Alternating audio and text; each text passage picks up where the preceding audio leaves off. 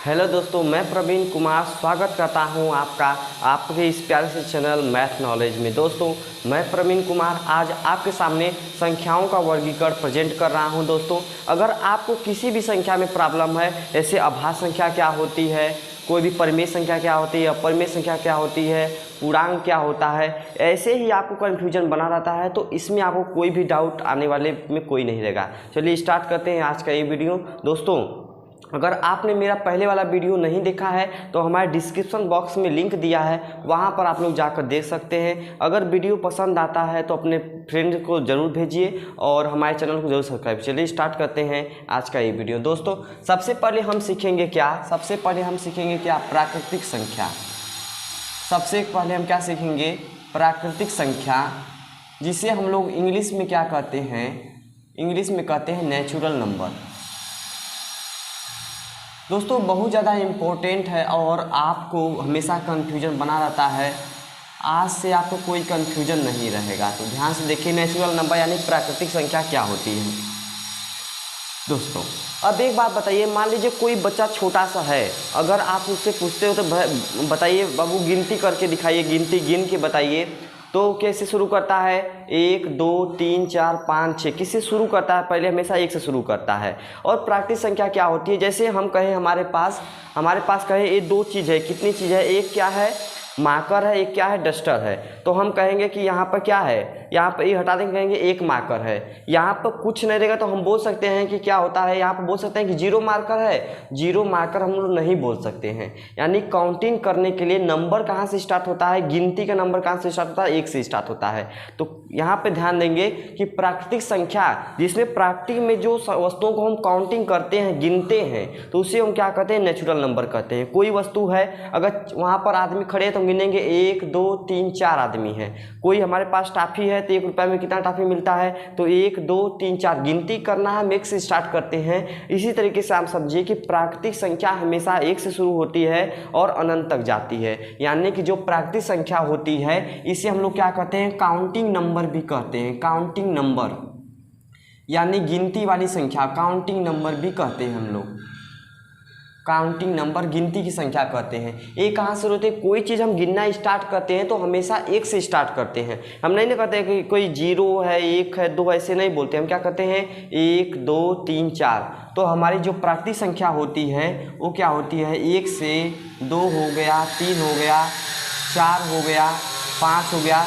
इसी तरह करते करते क्या करेंगे? इनफाइनाइट तक, यानी अनंत तक हम गिनती, जो भी काउंटिंग नंबर होते हैं उसे हम कहते हैं प्राकृतिक संख्या। तो प्रकृति से प्राप्त होने वाली संख्या, जिसे काउंटिंग नंबर भी कहते हैं, उसे हम लोग क्या कहते हैं? प्राकृतिक संख्या कहते हैं। ये आपको समझ में आया होगा।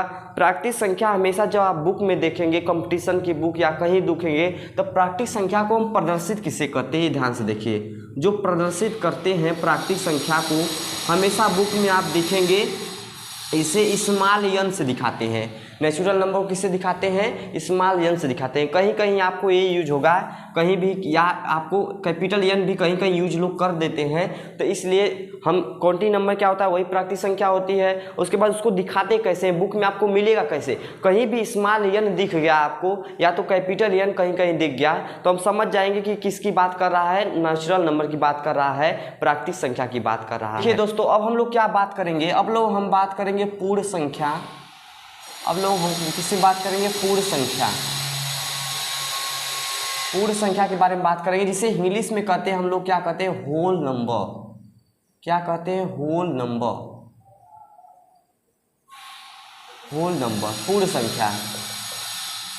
तो ध्यान दीजिए आप लोग, यदि आप पढ़े होंगे पूर्णांक पढ़े होंगे, तो उसमें क्या होता है? पूर्णांक अभी आगे बताएंगे, लेकिन एक बात समझिए कि पूर्णांक में निगेटिव वाला भी होता है, पॉजिटिव वाला होता है और 0 होता है। तो यहाँ से क्या होता है, ये आप समझिए कि जो होल नंबर होता है, पूर्ण संख्या होता है, वही नेचुरल नंबर में सिर्फ 0 हम लोग ऐड करते हैं, यानी 0 भी शामिल कर देते हैं उसमें, तो क्या होता है? वो होल नंबर बन जाता है। यानी कि जो नेचुरल नंबर था वो 1 2 3 4 से स्टार्ट था, 1 से स्टार्ट था, लेकिन जो होल नंबर होगा वही बस 0 उसमें सम्मिलित हो जाएगा, यानी 0 1 2 3 4 ऐसे ऐसे करके अनंत तक जाएगा।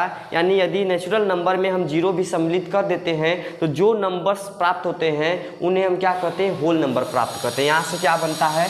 यहाँ से होल नंबर क्या कहते हैं? 0 से 1 2 3 4। तो ये हमारा क्या होता है, ऐसे ऐसे करते हुए क्या बनता है, ये हमारा अनंत तक जाता है, ये होल नंबर होता है। अब इसे प्रदर्शित कैसे करेंगे, कहीं आपको ये मिलेगा कैसे, किताब में देखें तो कैसे पहचानेंगे कि ये होल नंबर की बात कर रहा है। तो ध्यान से देखिए, कहीं भी आपको W दिख गया, प्रदर्शित किसे कहते हैं, W से, W दिख गया तो समझ जाएंगे किसकी बात कर रहा है, होल नंबर। होल नंबर यानी हमें क्या, अब देखिए पेपर में एक क्वेश्चन आया था, आप लोग ध्यान से देखिए क्या आया था क्वेश्चन। यहाँ पे एक स्टेटमेंट आप लोग बताएंगे कि क्या सही है क्या गलत है। यहाँ पर लिखा था सभी पूर्ण संख्या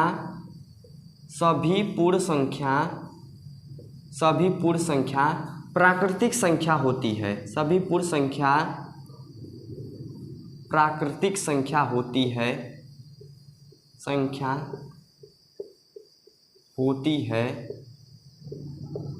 है। दूसरा क्वेश्चन दिया था, दूसरा विकल्प क्या दिया था, स्टेटमेंट दिया था सभी प्राकृतिक संख्या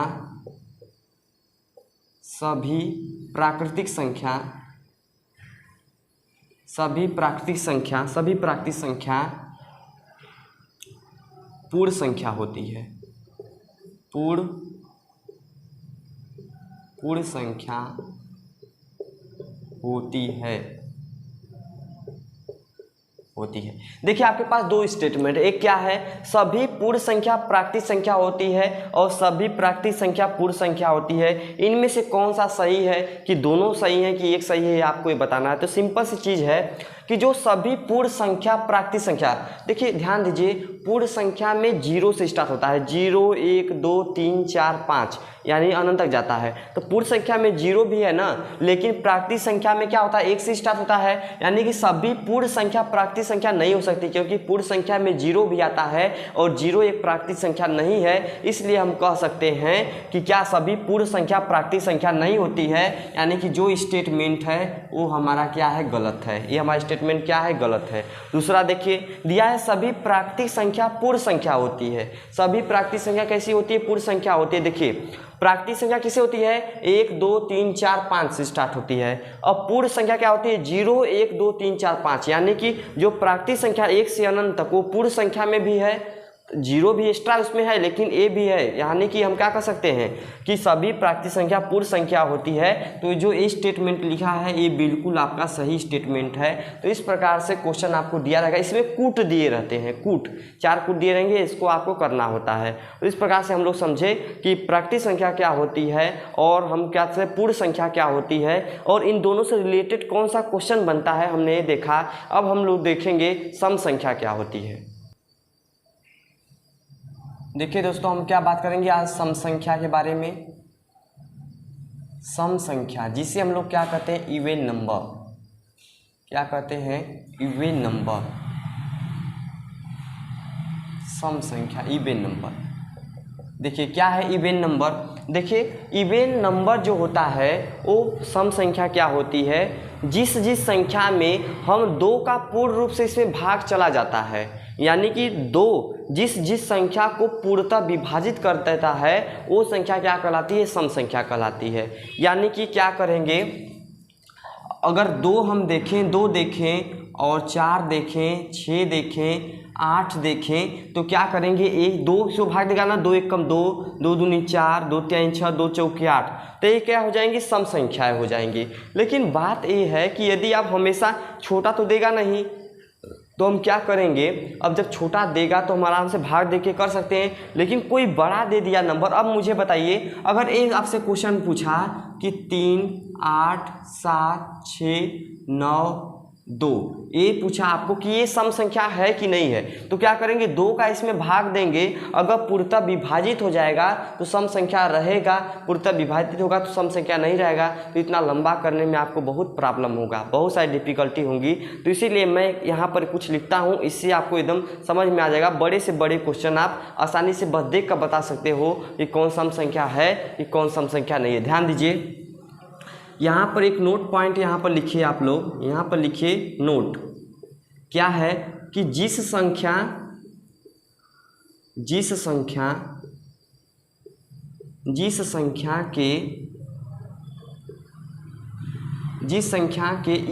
के जिस संख्या के इकाई के स्थान पर 0, 2, 4, 6, 8 हो तो वह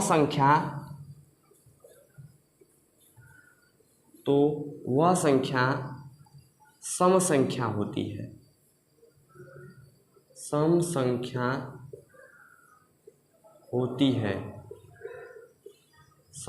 होती है। क्या है कि जिस संख्या के इकाई के स्थान पर 0, 2, 4, 6, 8 हो तो वह सम संख्या होती है। ये आपको पता होना चाहिए। यहाँ पर इस क्वेश्चन में दे दिया तो इकाई के स्थान पे क्या है, 2 है, तो आप सिंपल तरीके से बता सकते हैं कि क्या होती है, ये सम संख्या है हमारी। अगर हम इसमें देख लेंगे और एक क्वेश्चन लेते हैं 3, 4, 6, 8, 9, 3, ये दे दिया। इसमें आपको पूछेगा कि ये सम संख्या की विषम संख्या है, तो आप 2 का भाग करने में बहुत प्रॉब्लम हुआ। इसी तरह अगर नियम जानते होंगे कि जिस संख्या की इकाई के स्थान पर 0, 2, 4, 6, 8 हो तो वह संख्या क्या होगी, सम संख्या होगी। ऐसे यहाँ पर हमने देखा, यहाँ पर देखेंगे तो ये क्या है, 3 है। जब 3 है तो 3 में क्या है, न 2 है, न 4 है, न 6 है, न 8 है, न 0 है, तो कह देंगे क्या संख्या है, विषम संख्या है। तो इस प्रकार से आपको कोई भी भाग नहीं देना पड़ेगा। इस तरह से आप आराम से सिर्फ इकाई का अंक ही देखकर आप बता देंगे कि कौन सी सम संख्या है, कौन सी विषम संख्या है। तो चलिए बात करते हैं विषम संख्या के बारे में। विषम संख्या के बारे में बात करेंगे, जिसे हम लोग कहते हैं ऑड नंबर। क्या कहते हैं हम लोग, ऑड नंबर। विषम संख्या यानी ऑड नंबर के बारे में हम लोग बात करेंगे। देखिए ध्यान से, सम संख्या होती है कि जिन संख्याओं में 2 का पूर्णतः भाग चला जाता है वो सम संख्या कहलाती है।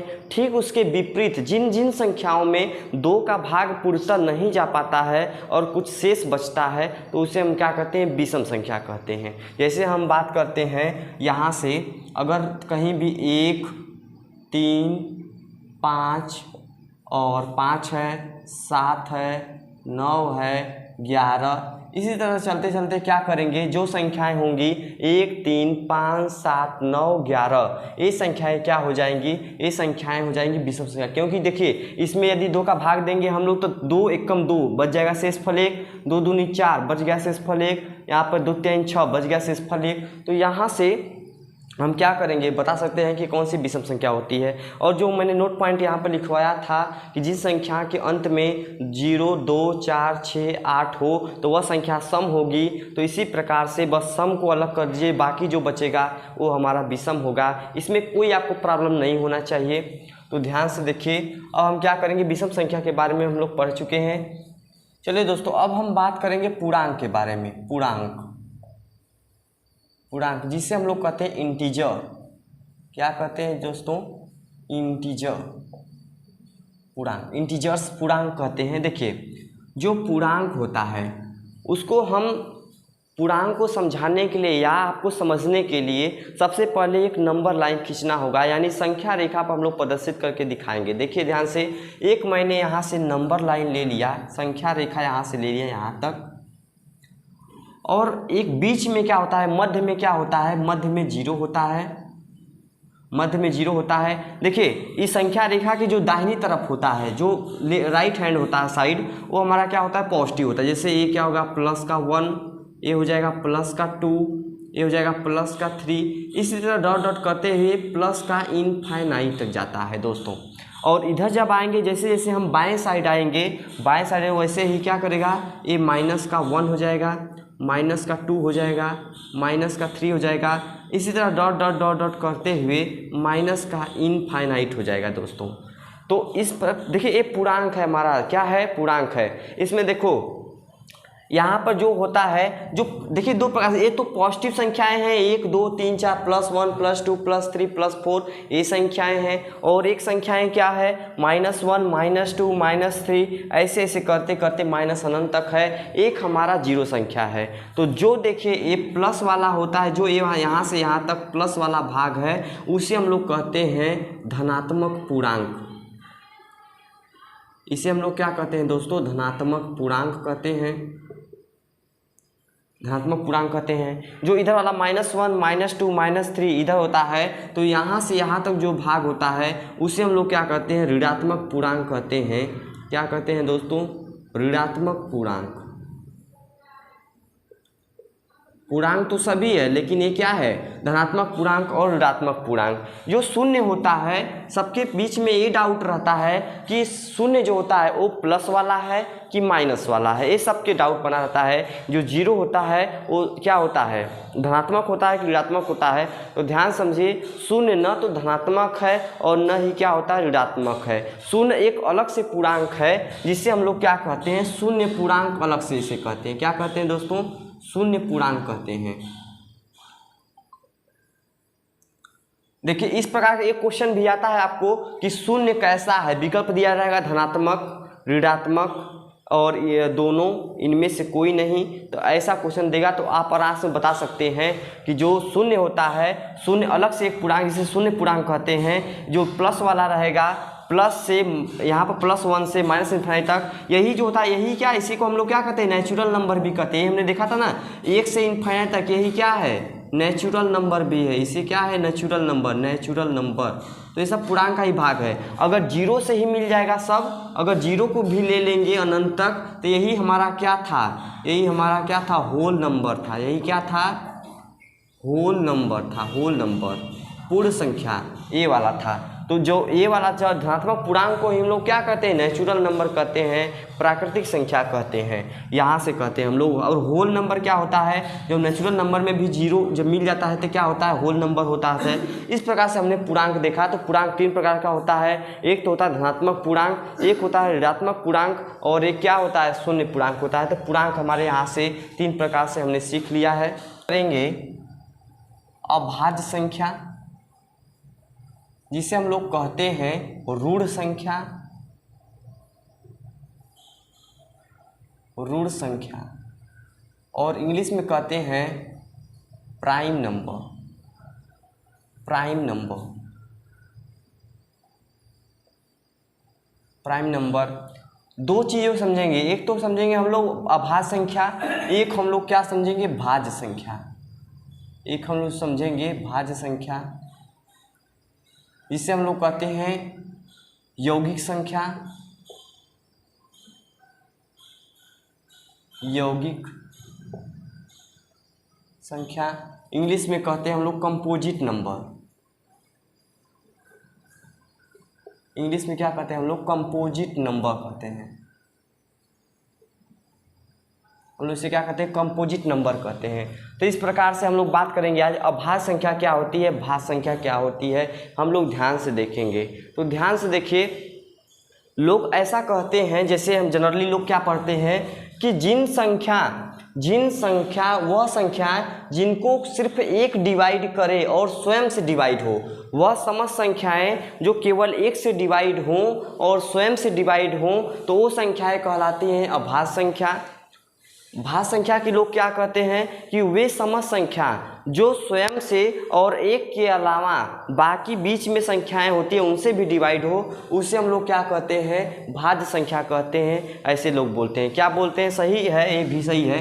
क्या बोलते हैं कि ऐसी संख्याएं, जैसे कि अगर हम 4 लें, 6 लें और क्या करें, यहाँ से 4 और 6 से समझते हैं। 4 किससे डिवाइड है, 1 से भी डिवाइड है, 4 स्वयं से डिवाइड है, और क्या है, 4 स्वयं से भी डिवाइड है और 2 से भी डिवाइड है यहाँ। और 6 किससे किससे डिवाइड है, 6 किससे किससे डिवाइड है, ध्यान से देखिए, 1 से भी डिवाइड है और 6 स्वयं से डिवाइड है और 2 से भी डिवाइड है और 3 से, यानी कि इसमें 1 से भी भाग चला जाएगा, 2 से भी भाग चला जाएगा, 3 से भाग, 6 से भाग। और जो अभाज्य संख्या होती है वो क्या होती है, अभाज्य संख्या क्या होती है, वो क्या होती है, सिर्फ किससे डिवाइड होती है, 1 से होती है या तो स्वयं से होती है। तो यहाँ पर देखिए 1 से सिवाय या तो स्वयं से है। 3 अगर लेते हैं तो ये भी क्या, 1 से डिवाइड होगी या तो किससे डिवाइड होगी, 3 से डिवाइड होगी।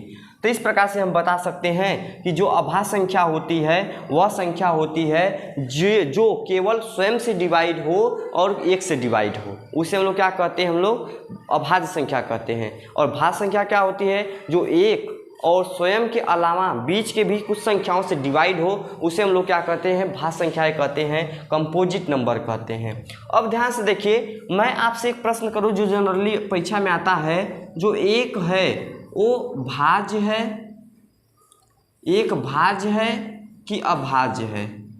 आपको बताना है कि एक जो है वो भाज्य है कि अभाज्य है, आपको ये बताना है। तो थोड़ा सा ध्यान से देखेंगे आप कि एक जो होता है, अब एक क्या है, सिर्फ एक से डिवाइड है, तो इसे भाज्य से रखेंगे कि अभाज्य से रखेंगे। तो यहाँ पर एक डाउट रह जाता है सबको कि एक क्या है, भाज्य है कि अभाज्य है, जबकि हम लोग जानते हैं कि जो अभाज्य संख्या होती है वो या तो एक से डिवाइड होती है या तो स्वयं से डिवाइड होती है, उसे भाज्य कहते हैं। और भाज्य क्या होती है, जो एक और स्वयं से डिवाइड होने के बावजूद उन संख्याओं के बीच के भी संख्या से डिवाइड हो, तो उसे हम क्या कहते हैं, भाज्य कहते हैं। यहाँ से एक क्या होता है, ध्यान से देखिए, समझने का प्रयास कीजिए। यहाँ पर मेन नियम क्या होता है, इसका मेन नियम ये होता है कि जिस संख्या, देखिए ये मेन कॉन्सेप्ट इस पर देखिए, ये पूरे अच्छे तरीके से इस पर सब लागू हो जाएगा। जिस संख्या का दो से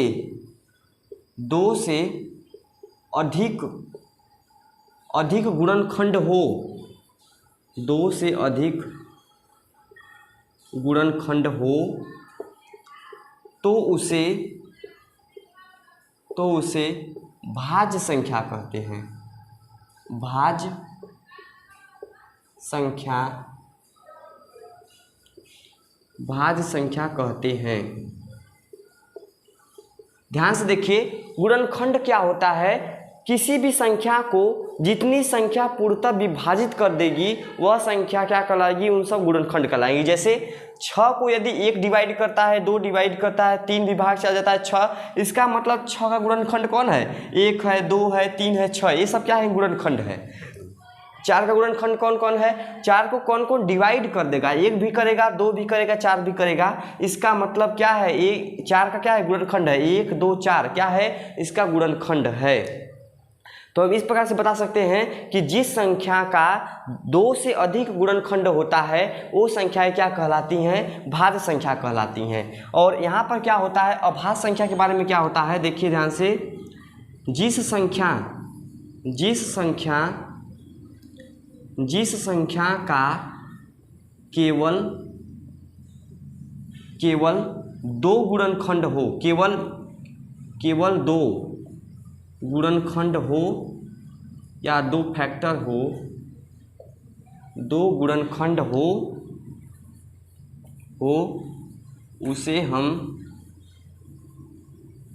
उसे हम अभाज्य संख्या कहते हैं, यानी प्राइम नंबर कहते हैं, अभाज्य संख्या कहते हैं, अभाज्य संख्या कहते हैं। तो याद देखिए, जिस संख्या का 2 गुणनखंड हो, 2 गुणनखंड, उसे हम क्या कहते हैं, अभाज्य संख्या कहते हैं। ये तो बात भी सही है ना, जिस संख्या को केवल 1 डिवाइड करे या स्वयं से डिवाइड हो, इसका मतलब इसका 2 गुणनखंड है, तो इस प्रकार से क्या है, ये हमारी अभाज्य संख्या हो जाएगी। लेकिन यहाँ पर एक है कि एक के केवल 1 गुणनखंड है ना, इसका मतलब एक क्या होता है, एक न तो क्या है, एक न तो भाज्य संख्या है न तो अभाज्य संख्या है। इसलिए कोई अगर पूछता है तो बाकी सब जनरली 95% लोग क्या कहते हैं कि एक अभाज्य संख्या में रख देते हैं, लेकिन एक अभाज्य संख्या नहीं है, एक क्या है, न तो अभाज्य है न तो भाज्य संख्या है। ये हम लोग देखें। अब क्वेश्चन किस प्रकार से इससे पूछता है, इससे हम थोड़ा सा यहाँ पर देख लेते हैं। क्वेश्चन इससे क्या आता है, पूछता है क्या, सबसे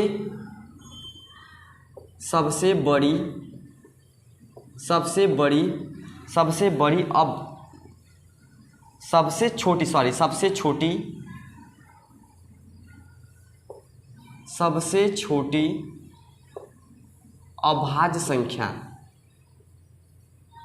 अभाज्य संख्या, सबसे छोटी अभाज्य संख्या क्या होती है, तो सबसे छोटी अभाज्य संख्या क्या होती है, एक तो होता ही नहीं है, 2, यानी 2 होता है सबसे छोटी अभाज्य संख्या, क्योंकि 2 के केवल क्या है, 2 गुणनखंड है, इसीलिए सबसे छोटी अभाज्य संख्या क्या होती है, 2। ये जनरली कंपटीशन में पूछे जाते हैं, तो ध्यान से देखिए, यहाँ पर दिया है, चेक करना आपको। और एक क्वेश्चन पूछता है जनरली, क्या पूछता है, सबसे छोटी भाज्य संख्या, सबसे छोटी भाज्य संख्या भी पूछता है जनरली।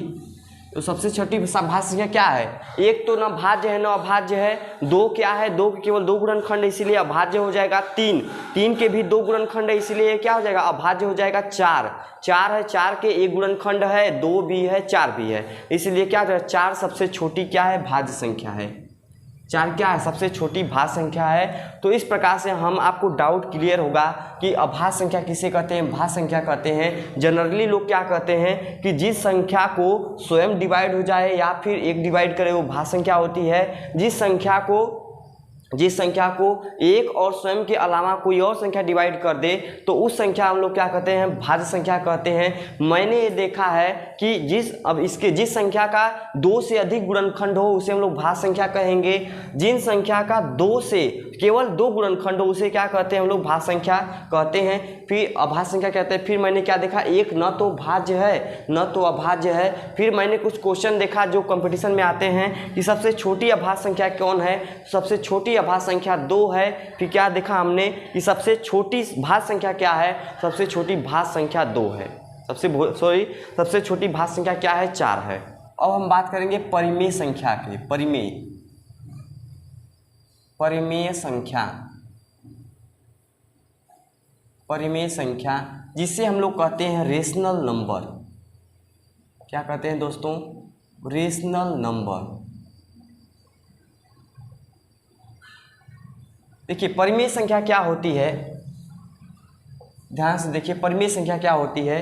अगर एक बात जनरली हम लोग जाते हैं, जिस भी संख्या को p/q के रूप में लिख सकें और q नॉट इक्वल टू 0 हो उसे हम लोग क्या कहते हैं, परिमेय संख्या कहते हैं। जनरली ये सब हम बातें जानते हैं। क्या कहते हैं कि जिस संख्या को p/q के रूप में लिख सकें, लेकिन बटा के रूप में लिख सकते हैं, लेकिन q नॉट इक्वल टू 0 हो, यानी q 0 के बराबर नहीं होना चाहिए, उस संख्या हम लोग को परिमेय संख्या कहते हैं। अब समझते हैं ऐसा हम लोग बोलते क्यों हैं, ऐसा हम लोग क्यों बोलते हैं। जैसे ध्यान से देखिए, अगर कोई नंबर हो, जैसे अगर हम यहाँ पर लिखते हैं 1.32, अगर a लिखा है तो a यदि लिखा है तो हम इसको किस तरह लिख सकते हैं, ये नंबर जो है उसे हम लोग क्या लिख सकते हैं, 132 बटा के क्या लिख सकते हैं, 10 लिख सकते हैं। तो इसे जब हम लिखेंगे तो ये हमारी क्या होगी, परिमेय संख्या। तो जिस संख्या को हम बटा के रूप में लिख सकते हैं, बस हर क्या होना चाहिए, 0 नहीं होना चाहिए। हर क्या होना चाहिए, 0 नहीं होना चाहिए। जैसे ही हर 0 हो जाएगा वो परिमेय संख्या नहीं रहेगी,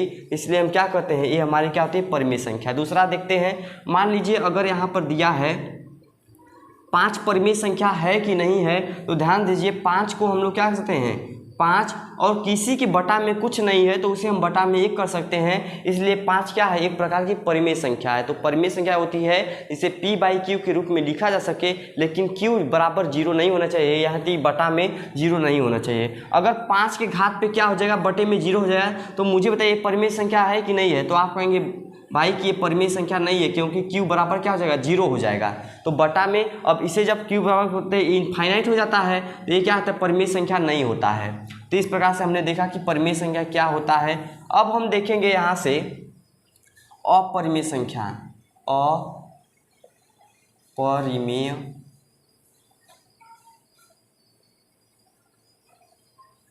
अपरिमेय संख्या ये हमने देखे अपरिमेय, जिसे हम कहते हैं इरेशनल नंबर। इरेशनल नंबर जिन संख्याओं को p/q के रूप में नहीं लिख सकते हैं उसे हम क्या कहते हैं, अपरिमेय संख्या कहते हैं। ध्यान से देखिए, अगर हम कहें आपको कि 4.3876 ऐसी संख्याएं दी है, अनंत तक चली जाएंगी, तो मुझे बताइए कि आप इस संख्या को बटा में लिख सकते हैं क्या, बटा में आप नहीं लिख सकते। इस संख्या को कभी भी p/q के रूप में नहीं लिख सकते, क्योंकि क्या रिपीट इसमें कोई है ही नहीं, पता नहीं चला कि आगे क्या कौन कौन सी संख्या होगी। तो इसलिए हम क्या कहेंगे, इसे परिमेय संख्या नहीं कहेंगे, परिमेय संख्या नहीं है। परिमेय इसे p/q के बटा में नहीं लिख सकते हैं, इसलिए क्या कहलाएगी, ये परिमेय संख्या है। उसी प्रकार से क्या होती है, कड़ी में 2, कड़ी में 3, कड़ी में 5 जो भी होता है ये क्या होता है, अपरिमेय संख्या होती है। बाकी जितनी भी संख्याएं हैं, पूर्णांक है, वो सब क्या है, परिमेय है। बाकी ये कितनी है, ये हमारा अपरिमेय है। और एक बात ध्यान दीजिए, कि जो कंपटीशन में पूछता है उसमें बताता हूँ, पाई का मान क्या होता है 22/7। लोग पूछते हैं कि 22/7 परिमेय है कि नहीं है, 22/7 परिमेय है कि नहीं है। तो सिंपल सी बात है कि परिमेय के लिए क्या होना चाहिए कि हर में 0 नहीं होना चाहिए। तो हर में 0 नहीं है तो ये क्या हो जाएगा, ये तो हमारा परिमेय हो जाएगा, ये हमारा क्या हो जाएगा, परिमेय संख्या हो जाएगी। लेकिन प्रश्न आता है कि पाई परिमेय संख्या है कि नहीं है। पाई, तो पाई परिमेय संख्या नहीं है, क्या है, अपरिमेय संख्या है। क्यों ऐसा है, हम लोग जानते हैं कि पाई का मान 22/7 तो क्या है, परिमेय संख्या है। लेकिन क्या है, पाई का मान रियल में, ये तो बस हमें एक बना दिया गया, बटा में लिख दिया गया है कि हम कहीं भी यूज कर सके। लेकिन वास्तव में पाई का मान 22/7 नहीं होता है, वो क्या होता है 3.14 और कुछ डॉट डॉट ऐसे। यहाँ पर देखेंगे पाई जो है, पाई का मान 3.14 डॉट डॉट करते हुए आया। लेकिन हम बस एक वैल्यू रखने के लिए कहीं भी 22/7 रख देंगे तो पाई का एग्जैक्ट वैल्यू 22/7 नहीं होता है,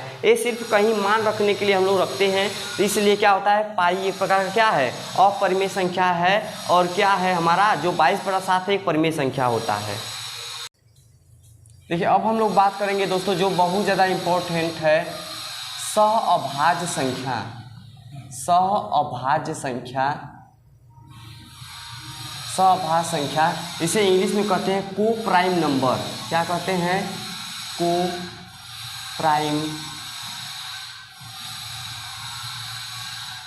प्राइम नंबर, सहअभाज्य संख्या को प्राइम नंबर। देखिए दोस्तों, आपको केवल ये डाउट नहीं होना चाहिए कि जो अभाज्य लगा है तो दोनों संख्याएं अभाज्य होंगी। इसमें अभाज्य से कोई मतलब नहीं है, आपको अभाज्य से क्या है कोई मतलब नहीं है। सहअभाज्य संख्या को प्राइम नंबर का मैं बता देता हूं आपको कि वे समस्त संख्याएं जिनका केवल एक गुणनखंड कॉमन हो, यानी कि सिर्फ 1 कॉमन गुणनखंड हो, उसे हम क्या कहते हैं, उन सब संख्याओं को सहअभाज्य संख्या कहते हैं। जैसे अगर हम 2 लिखें, यहाँ से 2 का गुणनखंड कितना होगा, 1 और क्या होगा 2, और 3 का क्या हो जाएगा 1 और क्या हो जाएगा 3।